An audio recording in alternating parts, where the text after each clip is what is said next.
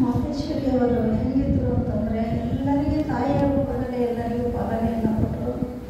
ಅವ್ರು ಹೇಳ್ತಾ ಇದ್ರು, ಬಾಬಾ ಏನು ನಡೆಸ್ತಾರೋ ಅದನ್ನು ನಾವು ಮಾಡಬೇಕು. ನಾವೇನು ಹೇಳ್ತೀವಿ, ಯಾವುದೇ ಹೇಳಿದರೂ ಕೂಡ ಆಗೋದಿಲ್ಲ ಅಂತ ಹೇಳ್ತೀವಿ.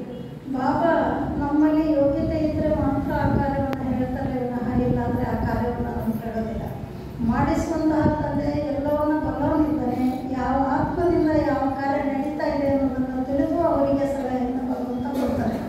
ಅದೇ ರೀತಿಯಾಗಿ ಅಮ್ಮರು ಕೂಡ ಬಾಬಾ ಹೇಳಿದಂತಹ ಮಾತನ್ನು ಎಂದೂ ಕೂಡ ಮೀರ್ತಾ ಇರಲಿಲ್ಲ.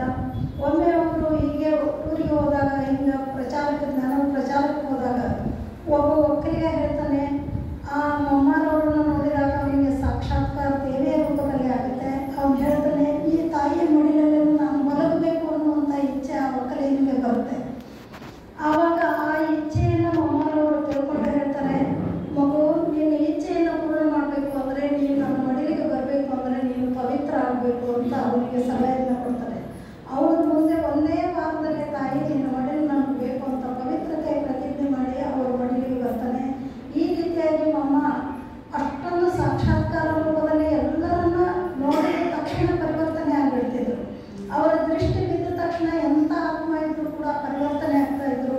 ಅಷ್ಟೊಂದು ಶಕ್ತಿ ತುಂಬಿದ ತಾಯಿ ಜಗದಂಬೆಯಾಗಿ, ಜಗತ್ತಿನಲ್ಲಿ ಇಲ್ಲಿಯವರೆಗೂ ಕೂಡ ಪೂಜೆಗೊಳ್ಳುವಂತಹ ತಾಯಿಯಾಗಿ ಅವರು ಸಂಗಮಯುಗದಲ್ಲಿ ಪುರುಷಾರ್ಥವನ್ನು ಮಾಡಿ ಆ ಭಾಗ್ಯವನ್ನು ಪಡ್ಕೊಂಡ್ರು. ಅಂತಹ ತಾಯಿಯ ಮಹಿಮೆಯನ್ನು ಎಷ್ಟೇ ಹೇಳಿದರೂ ಕೂಡ ಕಡಿಮೆ.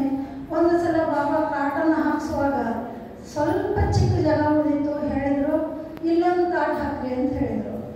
ಆಗ ಅಕ್ಕನ ಮೊಮ್ಮನ ಜೊತೆಗೆ ಇನ್ನೊಬ್ಬರು ಇದ್ದಂಥ ಅಕ್ಕಂದ್ರೆ ಏನು ಹೇಳಿದರು, ಬಾಬಾ ಅಲ್ಲಿ ಕಾಟ ಹೆಂಗೆ ಹಿಡಿಯುತ್ತೆ, ಇಷ್ಟು ಸಣ್ಣ ಜಾಗ ಇದೆ ಅಂದರು. ಆವಾಗ ಅಮ್ಮಮ್ಮ ಭಾಳ ಹುಷಾರಿದೆಯಾ ನೀನು ಅಂತ ಹೇಳಿ ಸುಮ್ಮನೆ ಬಿಟ್ಟರು. ಆವಾಗ ಮತ್ತೆ ಬಂದಮೇಲೆ, ಇಲ್ಲ ನನ್ನ ಮಮ್ಮ ಯಾಕೆ ಹಿಂಗಂದ್ರು ಅಂತ ಆ ಅಕ್ಕಂದ್ರಿಗೆ ಚಿಂತೆ ನಡೆದಾಗ ಮಮ್ಮ ಹೇಳಿದರು, ಬಾಬಾ ಏನು ಅಷ್ಟು ಜಾಗದಲ್ಲಿ ಕಾಟ ಹಿಡಿಯೋದಿಲ್ಲ ಅನ್ನುವಂಥದ್ದು ಬಾಬನಿಗೆ ಗೊತ್ತಿರಲಿಲ್ಲೇನೋ. ಬಾಬಾ ಎಲ್ಲ ಬಲ್ಲವನಾಗಿದ್ದಾನೆ. ನಮ್ಮನ್ನು ಪರೀಕ್ಷೆಗೋಸ್ಕರ ಬಾಬಾ ಕೇಳ್ತಾನೆ. ನೀನು ತಕ್ಷಣ ವಿಚಾರ ಮಾಡಿದ್ರೆ ನೀನು ಉತ್ತರ ಕೊಡಿ ಅಂತ ಹೇಳಿದರು.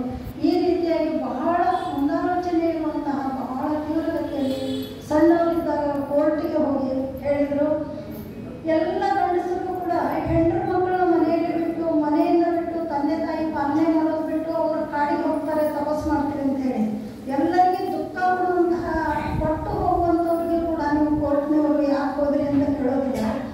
ಮಾತೆಯರು ಅಥವಾ ಕುಮಾರಿಯರು ಮನೆ ಬಿಟ್ಟು ಹೋದರೆ ಯಾಕೆ ಹೋಗ್ತೀರಿ ಅಂತ ಯಾಕೆ ನಮ್ಮನ್ನು ಕೇಳ್ತೀರಿ?